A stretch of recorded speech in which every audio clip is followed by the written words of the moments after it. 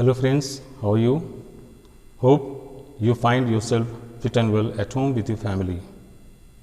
बच्चों, आज हम लोग नरेशन में सीखने जा रहे हैं इम्पेरेटिव सेंटेंसेस, प्रार्थना सूचक वाक्य। अब कौन से इम्पेरेटिव सेंटेंसेस?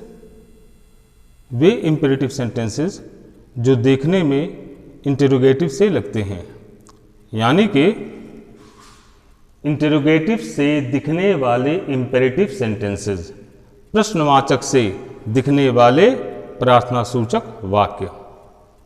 ठीक है बच्चों, अब आप लोग अपनी अपनी कापियां निकाल लें, हाथ में कलम ले लें और इनके विषय में लिखना आरंभ करें। पॉइंट नंबर 1, कुछ इम्पेरेटिव सेंटेंसेस देखने में इंटेरोगेटिव जैसे लगते हैं। आप देखे होंगे कि कुछ इम्पेरेटिव सेंटेंसेस के रिपोर्टेड पार्ट वाले वाक्य देखने में इंटेरोगेटिव से लगते हैं, प्रश्नवाचक से लगते हैं, किंतु वास्तव में वे इम्पेरेटिव ही होते हैं। वास्तव में वे इंटेरोगेटिव नहीं होते, बल्कि वे इम्पेरेटिव ही होते हैं, जो विनम्रता पूर्वक प्रार्थना का भाव प्रकट करते हैं। ठीक है ना? तो रिपोर्टेड पार्ट के अंदर, reported part in means inverted commas के अंदर वाले भाग में दिखने वाले वाक्य प्रश्नवाचक नहीं, बल्कि विनम्रता सूचक, प्रार्थना सूचक वाक्य होते हैं। ठीक है, ध्यान रहे कि रिपोर्टेड पार्ट वाले इंटेरोगेटिव से दिखने वाले सेंटेंसेस वास्तव में इंटेरोगेटिव नहीं, बल्कि वो इम्पेरेटिव सेंटेंसेस होते हैं, जो प्रार्थना का भाव झलकाते हैं, जो प्रार्थना का भाव, निवेदन का भाव प्रकट करते हैं। पॉइंट नंबर 2, ऐसे वाक्यों को इनडायरेक्ट बनाते समय इनके रिपोर्टिंग वर्ब को रिपोर्टेड पार्ट के भाव के अनुसार बदल देते हैं। मीन्स कि जब इस प्रकार के वाक्यों को हम इनडायरेक्ट स्पीच में बदलते हैं, तो रिपोर्टिंग वर्ब को रिपोर्टेड पार्ट वाले वाक्य के भाव के अनुसार बदल देते हैं। मीन्स कि रिपोर्टेड पार्ट वाले वाक्य का जैसा भाव होगा, उसी के अनुरूप रिपोर्टिंग वर्ब लिखा जाएगा। आप कुछ एग्जाम्पल्स यहां देख लीजिएगा। Example number 1, he said to me, उसने मुझसे कहा, would you please give me your pen, क्या आप कृपया मुझे अपनी कलम देंगे। अब देखिए, आपको यह प्रश्नवाचक सा लग रहा है, ऐसा लग रहा है कि प्रश्न पूछा जा रहा है, लेकिन प्रश्न यहां पूछा नहीं जा रहा है, बल्कि यहां पर प्लीज शब्द का प्रयोग हुआ है ना। जी हां, निवेदन किया जा रहा है। ठीक है ना, कोई व्यक्ति किसी से निवेदन कर रहा है, तो यह वाक्य जो देखने में प्रश्नवाचक सा लग रहा है, इंटेरोगेटिव सा लग रहा है, तो यह वाक्य वास्तव में इंटेरोगेटिव नहीं है, बल्कि ये इंपेरेटिव है। और इस इंपेरेटिव सेंटेंस में कौन सा भाव झलक रहा है? रिक्वेस्ट, प्रार्थना, निवेदन। ठीक है, इसलिए यहां पर जो सेड या सेड टू लिखा होगा, उसको हम रिक्वेस्टेड में बदल देंगे। और जाहिर सी बात है कि इंपेरेटिव सेंटेंसेस वाले वाक्यों का कंजंक्शन प्रायः टू होता है, टू।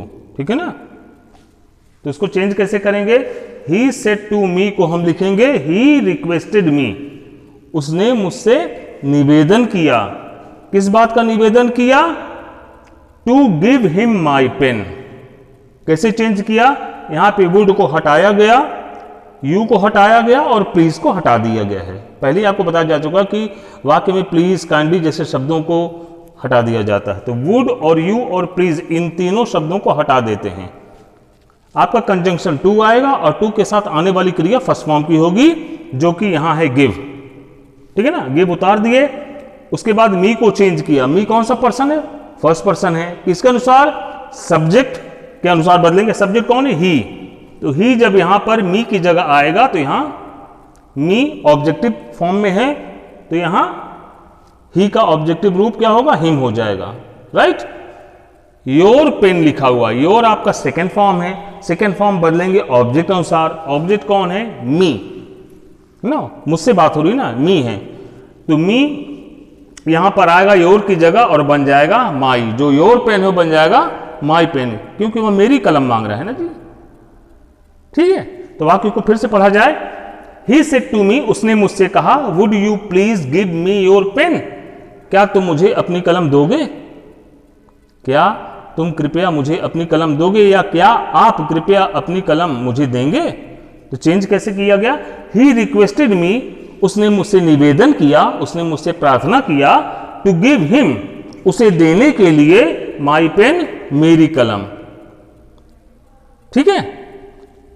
एग्जाम्पल नंबर 2 देखें। शी सेड, उसने कहा, अब किससे कहा यहां नहीं लिखा है, आप इंडायरेक्ट बनाते समय कोई भी ऑब्जेक्ट ले सकते हैं, ठीक है।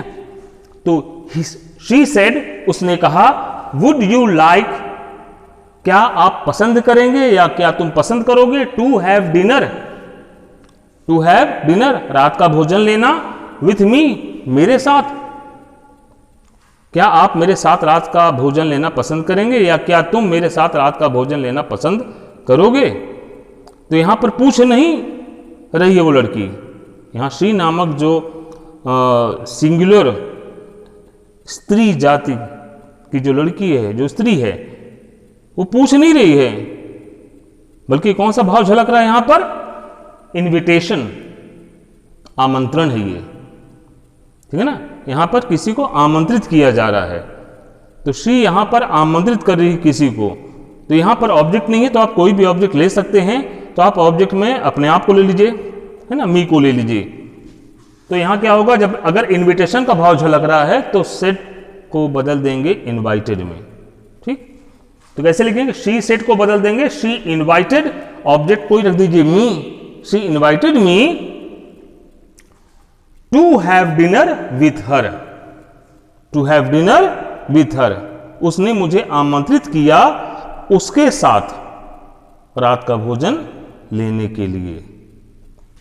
क्या किया आपने, वुड को और यू को और लाइक को हटा दिया गया।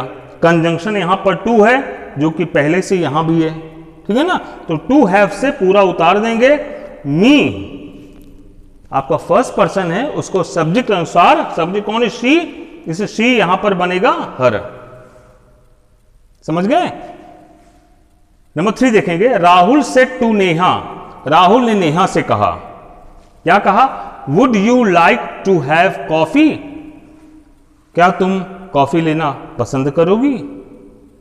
अब यहां पर राहुल जो है नेहा से पूछ नहीं रहा है, बल्कि क्या कर रहा है, ऑफर ना, उसके सामने पेश कर रहा है, उसे पेश कर रहा है। तो यहां पर पेशकश है, प्रस्तुत कर रहा है, ठीक है।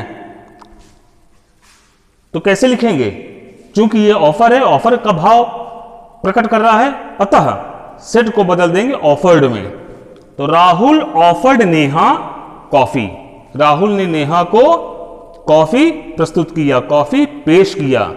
और या फिर Rahul offered coffee to Neha, आप इसको इंटरचेंज भी कर सकते हैं। आप अगर नेहा को पहले लिखेंगे, कॉफी को बाद में आप लिख सकते हैं, या फिर आप कॉफी पहले लिखेंगे और नेहा जो कि ऑब्जेक्ट है, अगर उसको आप लास्ट में ले जाना चाहते हैं तो उस ऑब्जेक्ट से ठीक पहले प्रीपोजिशन टू का प्रयोग किया जाता है, जो कि पहले ही आप लोगों को बताया जा चुका है।